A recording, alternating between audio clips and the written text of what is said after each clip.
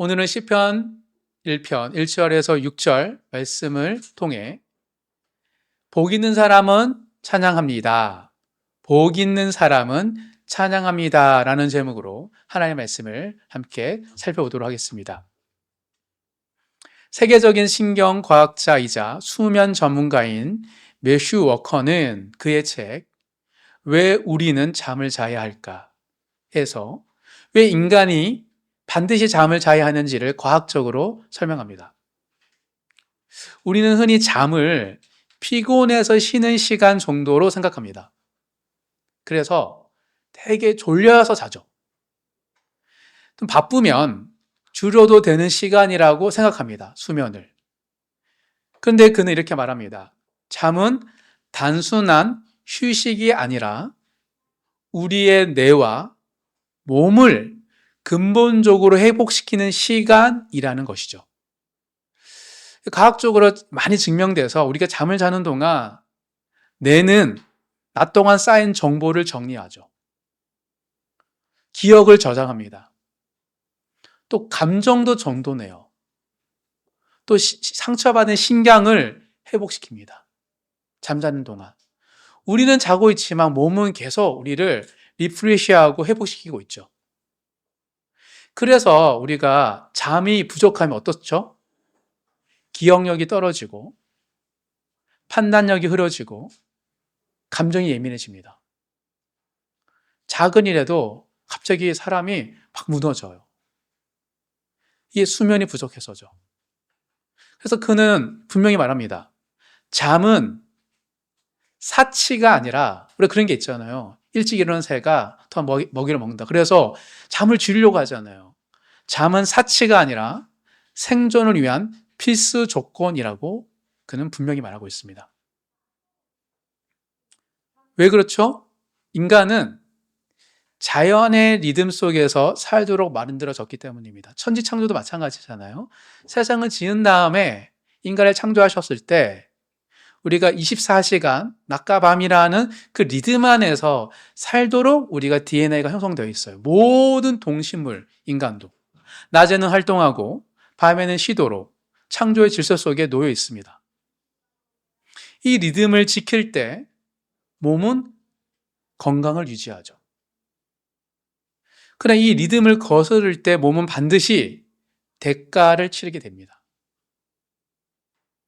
젊었을 때 쌓아놨던 거를 나이 들어서 대가를 치르든 어떻든 대가가 치르게 돼 있죠. 그런데 오늘 우리의 삶은, 현대인의 삶은 어떻죠? 밤에도 일을 합니다. 야간도 많고요. 개인 공부한다고 늦은 시간까지 전기불, 등불 아래 살아갑니다. 다 전기가 들어오니까 꺼져도 켜서 우리가 마치 밤을 낮처럼 사용하죠. 그러니 이 자연의 리듬을 점점 잃어갈 수밖에 없는 사회구조적 환경에 놓여 있습니다. 그리고 현대인의 병이라고 하는 오늘날 우리는 설명하기 어려운 피로와 정서적 불안, 깊은 소진을 경험합니다. 이 단순히 이것이 인간이 수천 년부터 이어졌던 게 아니고 현대 문명이 발달된 이후로 또 이분은 수면이 제대로 이루어지지 않으면서 생기는 것이라고 얘기하죠. 번아웃 증후군 같은 것들이 자꾸 우리 삶에 일어나고 있다고 말을 합니다. 즉 몸에는 리듬이 있는데 그 리듬을 무시했기 때문에 몸이 무너진 현상 중에 하나라고 그는 말하고 있습니다. 몸도 하나님이 지으셨지만, 물론 저자는 그렇게 얘기하지 않지만 영혼도 하나님이 지으셨죠. 그래서 매우 풍요로운 사람이라 한다라도 그의 영혼이 메마를 수 있는 것처럼 우리 영혼이 있습니다. 즉 몸에도 육체도 24시간의 생체 리듬이 있는 것처럼 우리 영혼에도 리듬이 있지 않겠습니까? 시편은 기자는 바로 그 영혼의 리듬을 말하고 있는 겁니다. 150편을 통하여 주야로 여호와의 말씀을 묵상하는 리듬입니다. 우리 기독교 또 여호와 하나님은 모세부터 아브라함부터 시작된 하나님은 구체적 언약의 하나님입니다. 말씀을 외워 들리게 했죠. 아침을 시작할 때에도, 밤에 하루를 마무리할 때에도, 또 삶이 기쁠 때에도, 힘들 때에도 말씀하며 머무는 리듬을 광야에서 훈련시키셨습니다. 그리고 그거를 약속의 땅에서 지키라고 명령하셨죠. 그래서 시편은 말합니다. 이 리듬을 지키는 사람이 복 있는 사람이라고. 세상에서는 생체 리듬을 통하여 돈과 물질을 권력을 가지고 복이라고 하지만 그것뿐만 아니라 영혼의 리듬을 타고 살아야지 복이 있다라고 시편은 말하고 있습니다. 그렇다면 시편에서 말하는 복은 무엇일까요? 시편 1편은 복 있는 사람으로 시작하고 시편의 마지막 150편은 호흡이 있는 자마다 여호와를 찬양하라로 끝나고 있습니다. 즉 시편은 복으로 시작하여 찬양으로 끝납니다. 이 말은 무슨 말입니까? 복 있는 사람은 결국 찬양하는 사람이라는 뜻입니다. 하나님이 창조하신 인간은, 하나님과 떨어질 수 없도록 창조된 인간은 거룩한 리듬 속에서 에덴 동산에서 벗어나 이 악한 세상에 살고 있는 우리들은 거룩한 리듬, 말씀을 묵상한 리듬 안에 살아갈 때 비로소 참된 복, 하나님을 경배하고 찬양하고 즐거워하는 삶을 누릴 수 있기 때문인 것입니다. 그리고 그 리듬 속에서 살아갈 때 자연스럽게 우리 삶에 감사가 넘치고 찬양이 넘쳐요. 그래서 이 영적 경건 생활이 잘 잡힌 사람은 신기하게 같은 환경과 상황에 처했는데도 늘 감사와 기쁨을 이야기해요.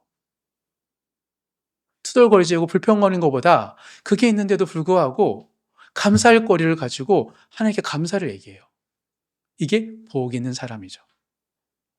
즉 찬양이 끊이지 않는 사람이 복 있는 사람입니다. 그래서 어떻게 살아야 내 삶 속에 찬양이 끊이지 않는 인생이 될 수 있을까요? 오늘 시편 1편을 통해 찬양이 끊이지 않는 인생의 특징을 3가지로 한번 살펴보도록 하겠습니다. 이를 통하여서 환경과 상황이 바뀌지 않을지라도 우리의 영혼의 리듬이 거룩해져서 늘 항상 감사하고 기뻐하는 삶을 살아가시는 모든 성도님 되시길 주님의 이름으로 축복합니다. 찬양이 끊이지 않는 인생이 되려면 첫째, 세상의 리듬을 거절해야 합니다. 우리가 살아가는 세상이 한국 사회의 리듬이 있고 여러분 회사와 여러분 가족 속에서도 여러분 친구들 속에서도 어떤 리듬들이 있습니다. 무턱대고 다 따라가면 안 됩니다. 먼저 그것을 거부할 수는 없죠. 우리도 그 안에 살아가기 때문에. 하지만 세상의 리듬이 무엇인지 알고 거절할 줄 알아야 됩니다. 시편 1편 1절 함께 읽도록 하겠습니다. 복 있는 사람은 악인들의 꾀를 따르지 아니하며 죄인들의 길에 서지 아니하며 오만한 자들의 자리에 앉지 아니하고. 시편은 복 있는 사람을 설명하면서 곧바로 복 있는 사람이 이런 사람이야 라고 정의하지 않습니다. 무엇을 하지 않는 사람인지를 먼저 말하고 있습니다. 왜 그럴까요? 왜 부정을 먼저 얘기할까요? 마틴 로이드 존스 목사님은 항상 진리를 설명을 할 때 진리는 이런 거야 라고 말하기 전에 무엇이 아닌지를 분명히 하는 것이 중요하다고 강조합니다. 왜냐하면 사람들의 지식, 이해, 고정관념이 다 다르기 때문에 먼저 잘못된 이해를 제거하지 않으면 참된 의미가 선명해지지 않기 때문이죠. 이런 거야 라고 하면은 맞아 했는데 얘기하다 보면 다 다르잖아요. 근데 이건 아닌 것 같고 이건 아닌 것 같아. 그럼 왜 그게 아닌 것 같아? 라고 하면서 오히려 그래서 이거야 라고 할 때 사람들이 명확하게 진리를 발견할 수 있다고 말하고 있습니다. 시편 1편도 같은 방식으로 시작하는 것이죠. 복이 무엇인지 말하기 전에 복이 아닌 길을 먼저 보여주고 있습니다. 따르지 아니하며 서지 아니하며 앉지 아니하고 점진적으로 발전하고 있죠. 다 하나인데 점진적인 거예요. 처음엔 따릅니다. 우리가 세상을 살다 보면 앞선 사람을 따르죠. 공부 잘하는 사람을 어떻게 공부할지 보고 따르고, 성공한 사람 어떻게 성공하는지 따르고, 다 그렇죠. 그래서 그들의 생각을 따라갑니다. 그 다음에는 서게 되죠. 따르면 어떻게 돼요? 처음에는 긴가민가 하는데 한 사람이 갔죠. 나도 가고 여러 사람이 가잖아요. 그럼 그게 길이 되는 거예요. 길 누가 만든 게 아니죠. 누가 걸어가서 거기가 자꾸 이제 풀이 안 자라기 때문에 길이 되는 것처럼 서서히 우리가 길에만 따르게 됩니다. 그리고 마지막으로 그 길을 가다 보면 어떤 자리가 있는데 그 자리에 앉게 되죠. 편해요. 그래서 친구 따라 강남 간다는 속담도 있는 거죠. 이것이 세상의 리듬입니다. 끊임없이 세상은 그것을 강조해요. 처음에는 잠깐의 동의이죠. 그래, 나 잘 모르겠는데 그럼 가볼까? 사람들이 가는 곳에. 그 다음에 하다 보면 그게 습관이 됩니다. 그리고 어느 순간 그것이 나의 존재, 정체성이 되죠. 시편은 말합니다. 복 있는 사람은 이 세상의 흐름을 끊을 줄 아는 사람이라고. 여기서 악인들에게는 하나님이 없이도 괜찮다고 말하는 그 사고방식이에요. 천국 가서 하나님 필요한 거, 이 땅에서는 그게 아니야. 하나님 밥 먹여줘. 그래, 그렇네. 잠깐 이거 따르고 하나님 회개하면 되지 뭐. 죄인들에게는 하나님을 중심에 두지 않은 삶의 방향입니다. 어느 순간부터 그렇게 보니 한 번 하다 보면 이거랑 분리되죠. 즉 주일날 와서 하나님 찾는 거지 일주일 동안 하나님 찾을 필요가 없죠. 그게 굳어지는 거예요. 그래서 일주일 동안 어떻게 살아라라고 말씀을 통해 얘기하면 되게 싫어합니다. 짜증내요. 세 번째, 복 있는 사람은 이런 세상의 이듬해 자기 인생을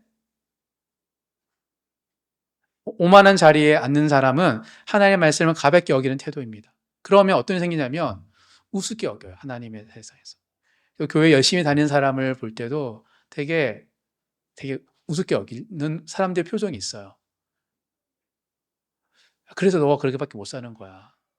적당히 거짓말도 하고 적당히 라인도 타고 그래야지. 왜 이렇게 매워가지고 나 이렇게 부러워하잖아 너가. 이러면서 되게 오만한 사람들의 야, 세상은 하나님이 있는 게 아니고 내 노력과 이 인맥과 이 권력이야, 돈이야 라는 그 눈빛이 보여요. 하지만 또 믿음의 사람은 그만 보지 않죠. 그들의 영혼의 갈증, 불행, 누구도 믿지 못하는 그들의 불신을 우리가 잃게 되는 거죠. 복 있는 사람, 이런 세상의 이듬해 자기 인생을 맡기지 않는 사람입니다. 왜냐하면 어떤 리듬을 따르느냐에 따라서 결국 어떤 노래를 부르게 될지를 결정하기 때문입니다. 세상의 리듬에 앉아 있으면 입술에서는 세상의 노래가 나와요. 돈, 명예, 옷. 저도 그렇게 되더라고요. 있다 보면 저게 좋아 보여요. 다 좋다 하니까. 그렇지 않습니까? 말씀의 리듬 안에 있으면 입술에서는 감사와 찬양이 흘러나옵니다. 하나님이 우리와 함께 해주시고 돌보아 주시고 채워주시는 것들이 보여요. 찬양이 끊이지 않는 인생은 그래서 먼저 수없는 여러 리듬을 속에 세상의 리듬을 거절할 줄 아는 거야. 그건 고만 듣겠어. 그건 내 인생에 중요하지 않아. 그것도 있지만 나는 지금 이게 더 좋을 것 같아 라고 거절할 줄 아는 거. 노라고 말할 줄 아는 인생이 찬양이 끊이지 않는 인생입니다. 거절은 소극적 행위가 아닙니다. 해보면 알아요. 거절하기 쉽지 않습니다. 거절은 방향을 정하는 행위입니다. 나는 누구의 지휘를 따를 것인가? 어떤 리듬을 따를 것인가? 복 있는 사람은 세상의 리듬을 단호히 거절하는 사람, 거절할 수 있는 사람이기 때문이죠. 그리고 그 거절 위에 잡음이 사라질 때 하나님의 리듬이 들리기 시작합니다. 사랑하는 성도 여러분, 최근 제가 그 비행기를 잠깐 타는 일정이 있어가지고 뭐를 볼까 하다가 오케스트라 공연, 2025년 6월에 있었던 베를린 필하모니 오케스트라의 발트빌의 야외 공연 영상을 봤어요. 이렇게 봤는데 지휘자가 너무 매력적이어서 한참 봤습니다. 2만 명이 넘는 관중이 모인 야외 공연장이에요. 수십 명의 연주자들이 있습니다. 그리고 2만 명의 관중을 등을 지고 지휘자가 지휘를 하죠. 베네수엘라 출신의 젊은 지휘자, 저랑 나이가 동갑이더라고요. 더 나이가 많은 줄 알았는데 구스타포 두다멜, 이렇게 곱슬머리로 해가지고 남미 사람이니까 얼마나 열정적이에요. 저 그 매료돼가지고 한참 쳐다봤어요. 열정적인 지휘의 연주가 흘러나오고 있습니다. 그 장면을 보면서 제 마음에 선명히 남는 것은 지휘자의 표정과 상반된 연주자들의 표정과 시선이었습니다. 이 지휘자는 40대인데 앉아있는 분 다 교수들이라고. 머리가 다 희끗해요. 필하모니니까 얼마나 그 급들이 다르잖아요. 그런데 다 표정이 다 이렇게 감옥하더라고요. 왜 그럴까요? 2만 명의 관중이 꽉 차 있는데 연주자들의 눈은 오직 지휘자에게만 있습니다. 지휘자의 손짓, 몸의 움직임, 호흡 하나까지 막 집중해서 따라가고 있어요. 왜 그랬습니까? 아름다운 오크스트라의 연주는 관중을 바라볼 때 나오는 것이 아니라 지휘자에게 집중할 때 나오기 때문입니다. 보통 분들은 아니잖아요. 거기 계신 분들 한 분 한 분들이. 왜 다 외워서 자기 마음대로 안 할 수 없을까요? 근데 지휘자의 리듬에 따라 움직이는 거죠. 연주자들은 자기 자신의 불신과 2만 명이 넘는 관중을 무시한 게 아니에요. 오로지 연주를 위해 그 모든 시선을 차단하고 내려놓은 거예요. 쉽지 않잖아. 2만 명이 보고 있는데 지휘자 한 명 보는 게 쉽지 않을 것 같아요. 근데도 다 긴장해서 집중하고 있더라고요. 그 시선의 거절 위에 조화가 시작되고 그 거절 위에 아름다운 하모니가 이루어지기 시작한 것입니다. 우리 인생도 마찬가지입니다. 세상에 수많은 시선들이 있습니다. 세상에 가치가 있고 세상에 박자 리듬이 있습니다. 그 모든 것을 따라가면 우리 인생은 흩어질 것 같고 사실은 바로 아름답게 들리지 않습니다. 그러나 세상의 리듬을 단호히 거절하고 오직 하나님, 우리 주님의 리듬에, 말씀의 리듬에 집중할 때 비로소 우리의 삶의 모든 요소들은 조화를 이루기 시작합니다. 모든 것이 합력하여 서로 이루는 것을 느끼게 돼요. 그리고 바르고 아름다운 연주가 내 삶에서 울려 퍼지기 시작합니다. 사랑하는 성도 여러분, 바르고 아름다운 거절이 있습니다. 거절인데 그것은 무능해서가 아니라 내가 어리석어서가 아니라 바르고 아름다운 삶의 연주를 위하여 거절하는 거예요. 그 위에 하나님의 리듬이 시작됩니다. 그 거절 위에 찬양이 시작되는 것이죠. 모든 성도들의 삶 속에 찬양의 곡조, 내 삶이 찬양이 되어서 하나님께 기쁨이 될 뿐만 아니라 많은 사람들에게도 기감이 되는 삶의 되시는 모든 성도님 되시길 주의 이름으로 축복합니다. 거절을 할 줄 알아야 됩니다. 둘째, 찬양이 끊이지 않는 인생이 되려면 둘째, 성경의 리듬을 즐거워해야 합니다. 성경의 리듬을 억지로 하는 것이 아니라 즐거워할 줄 알아야 돼요. 성경을 읽다 보면 들려요. 느끼게 돼요. 지금 내 박자는 막 달려가야 되는데 하나님 갑자기 템포를 늦춰요. 막 안 맞는 것 같아, 이 말씀이 나랑. 이 말씀 말고요. 다른 말씀 찾고 막 그래서 대체적으로 우리가 좋아하는 거는 막 승리하고 치하고 막 이런 것들만 템포 빠른 것만 가져가잖아요. 가끔씩 큐티하다 보면 말씀 듣다 보면 나의 템포와 다른 이야기를 할 때 우리는 오히려 하나님 품으로 들어가는 거죠. 이 성경의 리듬을 즐거워할 줄 알아야 돼요. 이제 2절을 함께 읽겠습니다. 오직 여호와의 율법을 즐거워하여 그의 율법을 주야로 묵상하는도다. 1절은 복 있는 사람 뭐뭐 하지 아니하며 였다면 2절은 오직으로 시작됩니다. 이 오직이 중요합니다. 복 있는 사람은 단지 세상을 거절하는 사람으로 멈추지 않습니다. 안 해. 이게 복 있는 사람이 아니에요. 안 하는 그 백지 위에 하나님의 리듬을 넣는 거죠. 거절만으로는 인생이 완성되지 않습니다. 거절 위에 붙들고 올려놓아야 할 하나님의 리듬이 있기 때문이죠. 시편은 말합니다.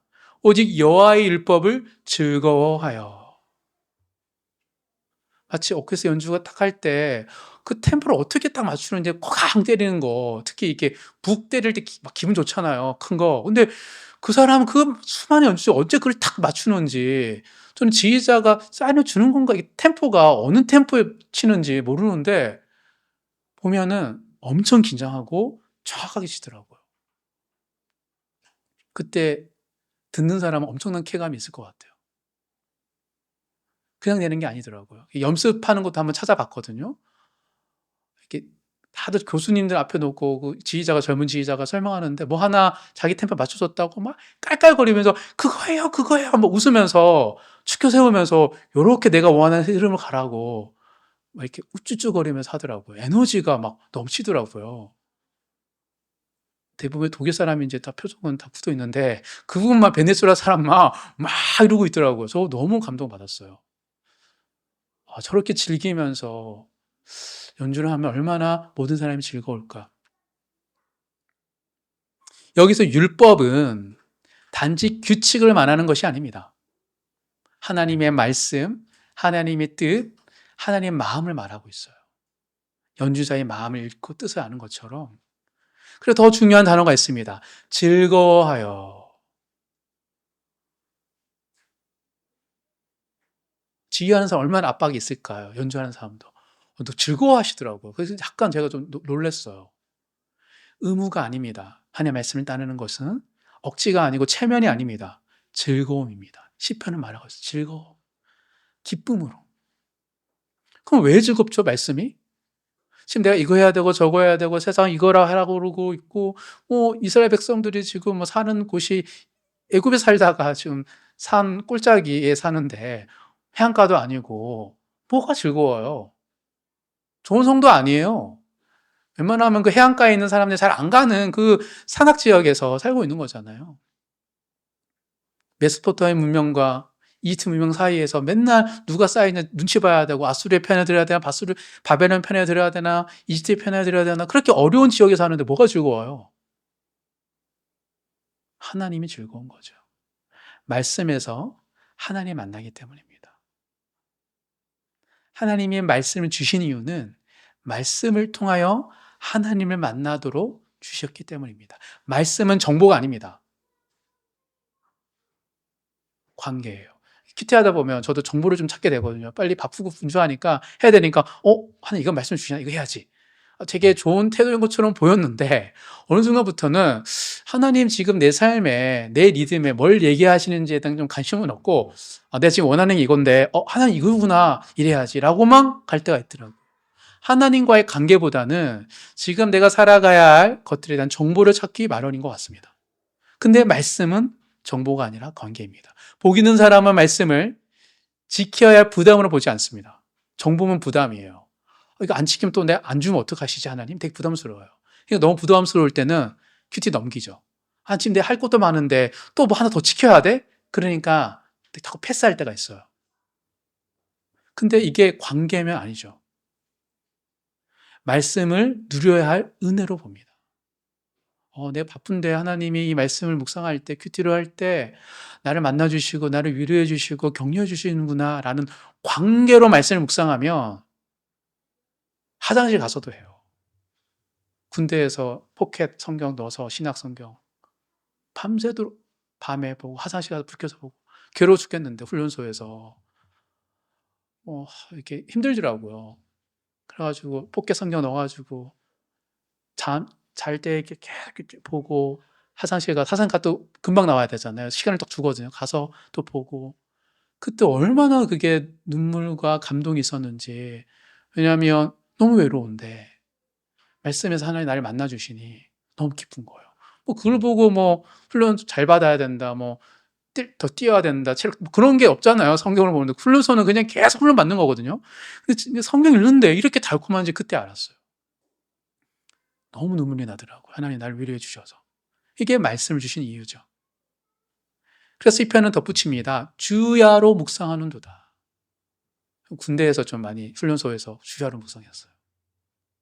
주야로는 많이 하라는 뜻이 아닙니다. 삶의 리듬 안에 두라는 거예요. 말씀 묵상하는 거를. 하나님 만나는 거를. 아침에 시작할 때에도 밤에 마칠 때에도 말씀이 내 삶에 흐르도록 하라는 것입니다. 묵상하다라는 뜻은 히브리어로 중얼거리다라는 뜻입니다. 말씀을 마음속으로 되뇌이는 것이죠. 속으로 계속 읊조리는 거예요. 원래 그래서 히브리는 기록하지 않았죠. 다 외워서 전승되어 왔던 겁니다. 왜냐하면 말씀 주신 이유가 그것을 외워서 읊조리라고, 묵상하라고 주셨기 때문입니다. 즉 묵상은 조용한 찬양입니다. 그리고 찬양은 소리내는 묵상인 거죠. 즉 우리가 오는 찬양은 성경의 가사말이고 하나님의 말씀이죠. 연결되어 있습니다. 말씀이 마음에 머물지 않으면 찬양은 오래가지 못합니다. 환경이 좋을 때는 노래할 수 있어요. 기뻐하고 룰루랄라 해서 기분 좋을 때 갑자기 옆 사람 보면은 막 노래 부르는 사람이죠. 휘파람 부르고. 그거는 기분 좋으면, 환경이 좋으면 자연스럽게 노래를 부르죠. 그러나 상황이 흔들릴 때, 더 이상 내 입술에 노래가 나올 수 없고 멈출 때 우리는 이 리듬이 끊어지기 마련입니다. 근데 복 있는 사람은 그런 상황 속에서도 그 말씀의 리듬을 유지하는 사람이에요. 그래서 계절이 바뀌어도 환경이 흔들려도 그의 중심이 흔들리지 않습니다. 왜냐하면 그의 리듬이 세상의 박자에 맞춰 있는 것이 아니라 하나님의 말씀에 맞춰 있기 때문이죠. 사랑하는 성도 여러분, 여러분 무엇을 반복하며 살고 계십니까? 먹는 거, 자는 거, 세수하는 거, 이것도 반복하는 거죠. 또 무엇을 반복하고 계십니까? 무엇이 여러분의 하루를 지배하고 있습니까? 뉴스입니까? 오늘 아침에도 뉴스를 봤어요. 트럼프가 미국이 또 이렇게 이란에 친다 그래서 걱정되죠. 염려입니까? 염려가 되죠. 비교입니까? 불평입니까? 아니면 말씀입니까?